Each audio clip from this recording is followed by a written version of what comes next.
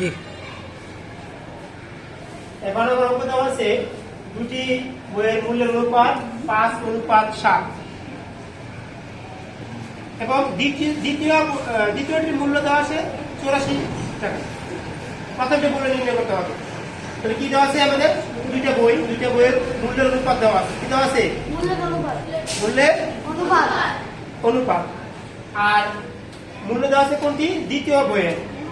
দুইটা বইয়ের মধ্যে দ্বিতীয় বইয়ের মূল্য দেওয়া আছে কত? 84 টাকা। কত টাকা? প্রথমে আমরা কি লিখবো? অনুপাতগুলো যোগফল। কি লিখবো?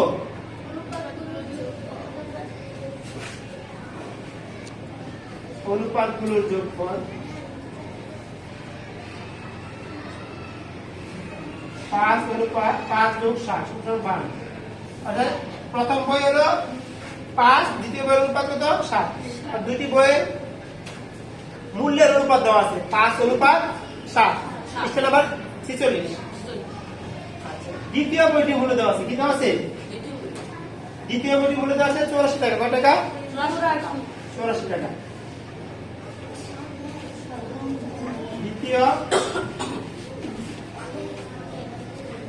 বইয়ের মূল্য কত দেওয়া আছে? 84 টাকা। কত টাকা? এবার এই যে এখানে দুইটা বইয়ের মধ্যে একটা বইয়ের মূল্য দেওয়া আছে। এখন আমরা প্রথমে মোট মূল্য বের করব। কি বের করব? মোট মূল্য বের করব। চিত্রটা দেখো, এই যে মোট মূল্য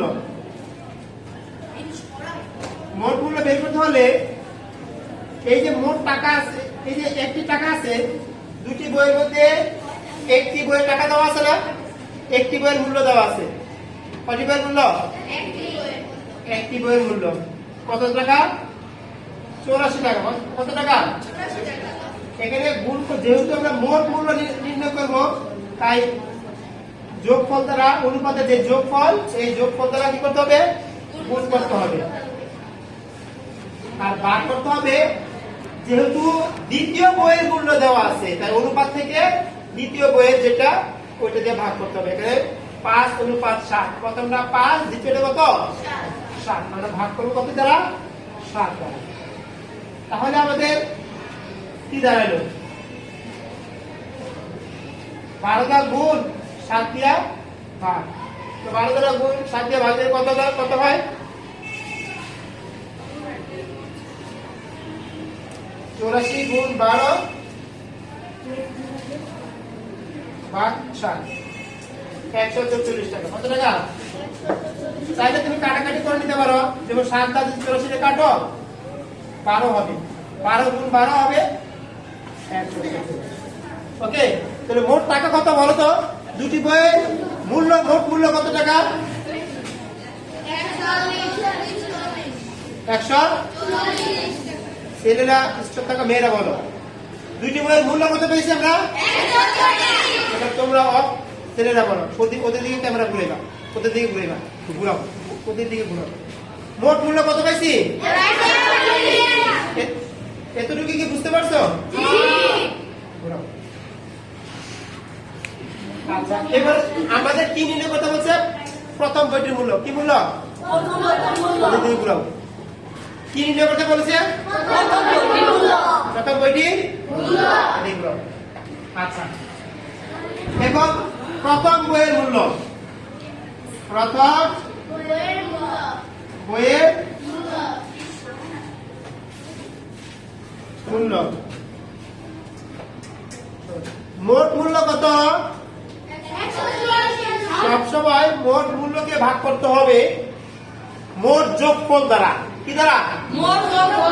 কি দ্বারা?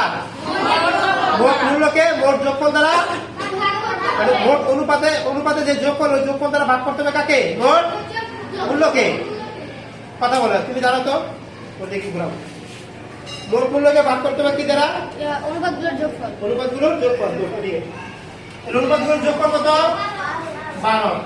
গুণ করতে হবে যার মূল্য নির্ণয় করবা তার অনুপাত দ্বারা গুণ। যেহেতু আমি প্রথম বইয়ের মূল্য নির্ণয় করব, তাই প্রথম বইয়ের অনুপাত দ্বারা গুণ করতে হবে। প্রথম অনুপাত কত আছে? 5। কত? তাহলে 12,133 কাটলে কত হয়? 12 5 12 কত? 60। এই যে এখানে কাটলে 12 5 12 কত? 60। তো 60 টাকা কত টাকা? 60 টাকা। তাহলে অতএব প্রথম বইয়ের মূল্য 60 টাকা। সবাই কি বুঝতে পারছো? জি। সবাই কি বুঝতে পারছো? জি।